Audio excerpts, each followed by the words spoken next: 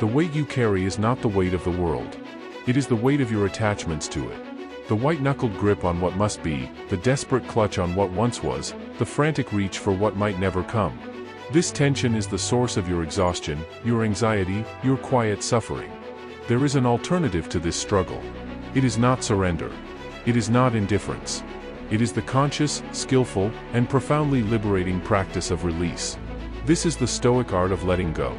It is not a passive loss, but an active victory, the reclamation of your inner territory from the occupations of worry, regret, and futile desire. To master this art, you must first understand what you are actually holding. You are not holding events. You are not holding people. You are not holding the past or the future. You are holding judgments. You are holding stories. You are holding agreements you made with yourself about how things should be. The pain of a broken relationship is not in the absence of the other person, it is in the death of the story you told about your shared future. The anxiety about a presentation is not in the act of speaking, it is in the terrifying narrative of humiliation and failure you are projecting onto an empty screen. The frustration in traffic is not in the delay, it is in your furious judgment that reality is violating your personal schedule. The thing itself is neutral. Your attachment to your version of it is the source of the chains. Therefore, the first movement in the art of letting go is the movement of discernment. You must draw, with ruthless clarity, the boundary of your true property. The Stoics called this the dichotomy of control. On one side of this line is everything that is not yours, the past, the future, the actions of others, your reputation, your body's ultimate health, the weather, the economy, the outcome of your efforts. This is the realm of externals. It is the sea. You cannot command it. Your attachment here is the root of all distress, for it is an attempt to govern a foreign country with no authority. To let go here is not a failure, it is the acceptance of a fundamental law of nature. You cease trying to steer the wind and learn, instead, to adjust your sails. On the other side of the line is the only thing that is truly, inalienably yours, your faculty of choice. Your judgment. Your intention. Your effort. Your will. This is your inner citadel. Letting go in the external world is how you stop the siege. Letting go within your citadel, of faulty judgments, of corrosive desires, is how you clean and fortify it. Most of our suffering is a civil war, where we have abandoned the defense of our own walls to launch a futile attack on an external fortress we can never capture. The second movement is the practice of non-assent. Between an external impression and your emotional embrace of it, there is a critical gap. Something happens. A thought arises, this is terrible. The untrained mind instantly agrees. It assents. It adopts that judgment as truth and is swept away by the consequent feeling. The Stoic trains themselves to pause in that gap, to intercept the impression and examine it. Is this truly terrible? Or is it merely inconvenient? Is this within my control? Is this story I'm telling myself absolutely true, or is it a fear in disguise? By withholding your immediate agreement, you break the chain. You create space. In that space, you find your freedom.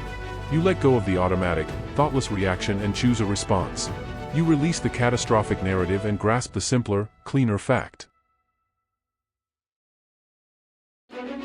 The third, and most profound movement, is the cultivation of a more fatty, the love of fate. This is the masterstroke. Letting go is not merely tolerating what you cannot control. It is actively embracing it. It is looking at every event, especially the obstacles, the losses, the sharp turns you did not choose, and saying, this too. This is for me. This is the necessary ingredient for my strength, my wisdom, my compassion. You release your attachment to your personal, preferred script and fall in love with the actual play that is unfolding, precisely because it is real. You would not have it any other way, for to wish for a different past is to wish yourself less than you are, less resilient, less learned, less prepared for what comes next. This transforms letting go from an act of loss into an act of collaboration with destiny itself. The rock in your path is no longer an enemy to heave aside, it becomes the whetstone on which you sharpen your blade. This art is practiced in the quiet moments. It is the deep breath you take when the provoking email arrives, before you hit reply. It is the conscious decision to not replay the argument in your mind for the 100th time. It is the gentle release of a dream that no longer serves you, making room for a purpose that does. It is saying, that is their opinion, and feeling the weight of it leave your shoulders. It is looking at a possession and knowing its beauty, while also knowing you would be fine without it. To master letting go is to master buoyancy. You stop fighting the current and discover you can float. The waves of circumstance still come, of loss, of change, of disappointment, but they no longer pull you under. You ride them. Your energy is no longer spent on the futile resistance of what is, but is freed for the creative engagement with what can be done now, in this moment, with what you have. You will know you are learning this art when your peace becomes less contingent. When the approval of others feels like a pleasant breeze, not the oxygen you need to breathe.